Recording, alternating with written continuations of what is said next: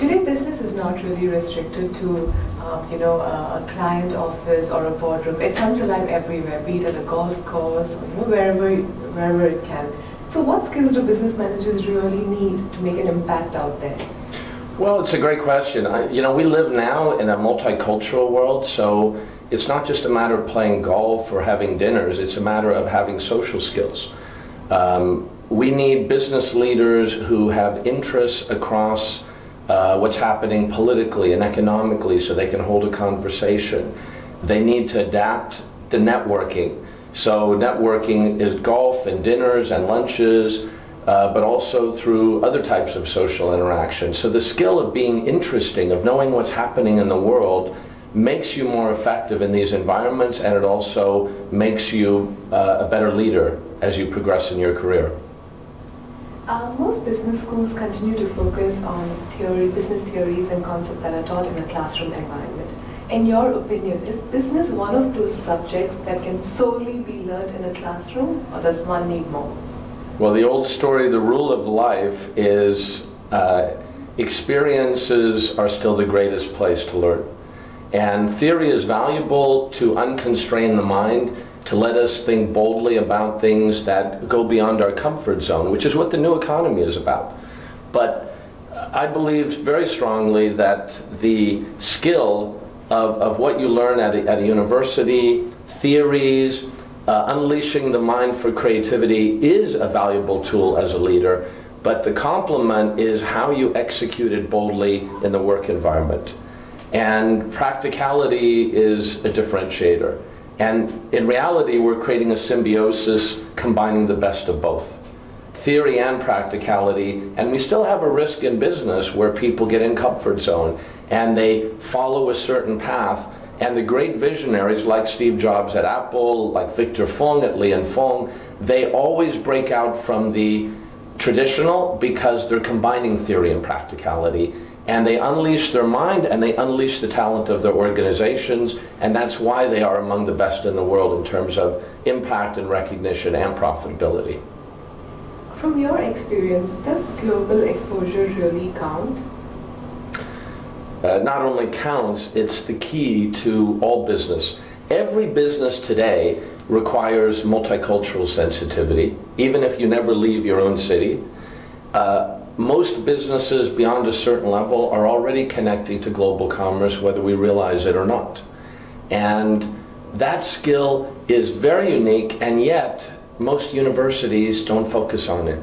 There are only a handful of schools like SP Jain which really now focus on multicultural training, diversity, adaptability. I never forget years ago when I joined Li & Fung and I was interviewed by Dr. Fung. And he made a great comment, which is, I don't believe in expats, I believe in experts. But I want to hire the best people in their field out of the top universities, but I want to know that they can adapt anywhere I put them in the world. The Brazilian can be based in China, and the Chinese could be in London, and the Indian could be in Chicago, and the American could be in Singapore. But the reality is, if you have the skills of business, you should be deployable anywhere in the world with cultural sensitivity. And those are the leaders that we're all looking to recruit. Those are the ones that are very hard to find, but the drivers of the new economy. What kind of global exposure does a graduate really need to make a difference out there? Well, I think first the academic program itself has to include case studies across different cultures. Years ago, I took a class in my MBA program called Cross-Cultural Communication for International Managers. And to this day, it turned out to be the most valuable class I ever took. I think case studies at school that expose you to how business is impacted in different cultures is very critical. At the same time, internship experience beyond your home country is now a very powerful differentiator. And the third part is go into businesses where you don't just stay in one place doing a great impact in your area of expertise, but choose a career path that will force you to move to different countries, to different cultures, because the truth is we're always learning, and no matter how far we go in our careers, when you live in another culture, when you travel across different countries, it changes you. It transforms your leadership style, and it gives you a huge advantage as a business leader and your ability to impact the world in a positive way. When you actually go out there to hire graduates, what is it that you look for? Is it just good academics, or is there something more that you want from them? Always something more. Today, with so much talent in the world, we can actually find the skills we want almost anywhere. Okay? So the first thing we always do is we look at the skills. Do you have your degree? Do you have the core base of knowledge? Are you analytical? Can you communicate effectively?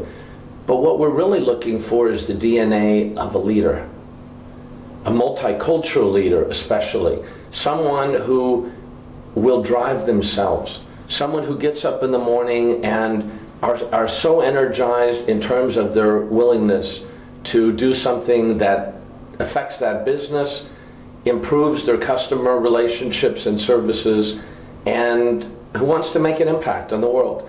So when I do interviews, I get thousands of resumes. I've started 7 companies so far across 14 countries.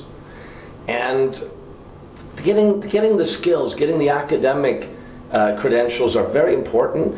But one, we look for people who went to schools that have unique multicultural exposure. And then we want to find people who have that leadership DNA, who can interact with people, who can motivate people, and whose thinking goes beyond theory or beyond structure, always driving change and transformation. In today's economy, everything is about transformation. And not a day goes by that we don't have to think of new ideas and services.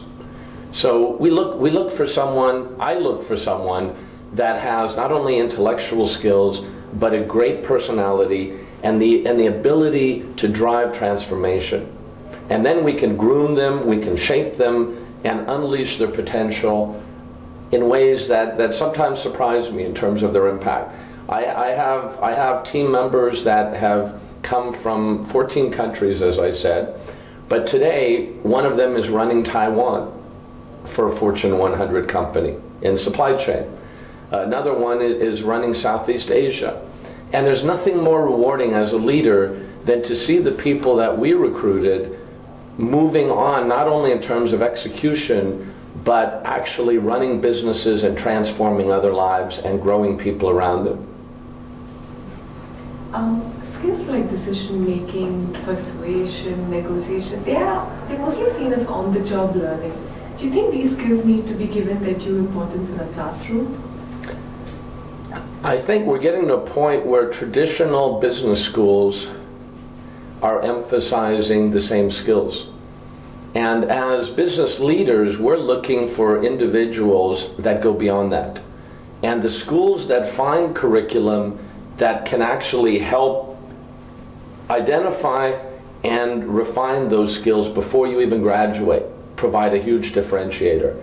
Instinct, intuitiveness, marketing gifts, the ability to motivate people, the ability to shift your message across different audiences, different cultures, different businesses.